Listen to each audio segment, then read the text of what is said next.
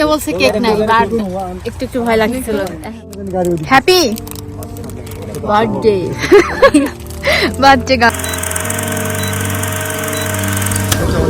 এখান থেকে কেক নেওয়ার উদ্দেশ্যে এই থেকে মেথন থেকে এখানে আমাদের লোকেশন দেখাচ্ছিল হচ্ছে 17 কিলোমিটার দূরে।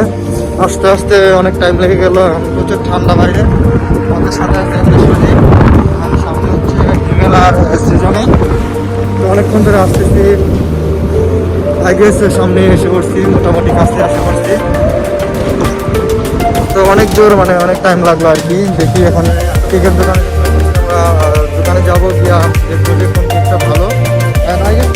অ্যাকচুয়ালি আমরা কেকের ছবি দেখে আসছি যে কেকটা নিব, তারপর ওখানে গিয়া আমাদের ইচ্ছা মতো ডিজাইন অ্যান্ড যেভাবে নেওয়া যায় সেভাবে নিব। হঠাৎ করে আমার সুপার শপের সামনে আগুন পেয়ে গেছি। এখানে মুরগি টুকি করা হয়, তো এখানে প্লাবান সবাই আগুন পাচ্ছে চায়নাতে আসা। কেক আমাদের হাতে এসে গেছে। কেকটা আমরা রেখে দিয়ে হচ্ছে মিশুকে বলছি আজকে আমরা কেক আনতে গেছিলাম, এত দূর তোর জন্য কেক পাই নাই। তারপর আমরা রান্না বান্না শুরু করছি যে আজকে খাওয়ানো হবে, তো কিসের কেক, কেক লাগবে না তোর বার্থডেতে।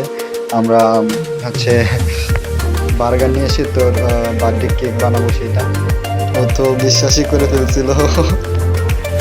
মিশুর জন্য অনেক কষ্ট করে কেক ম্যানেজ করছি, মানে কেক পাই নাই তো বার্গারে। Thank you. ওরা আমাকে বলছে কেক নাই, বাট একটু একটু ভয় লাগছিল। হ্যাপি বার্থডে বার্থডে গার্ল কই আসছে এখন?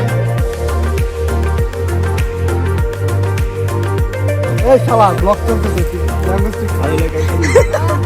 হ্যালো মিশু,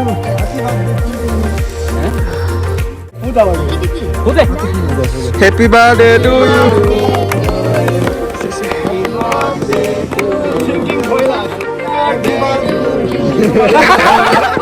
এটা বেইমানি।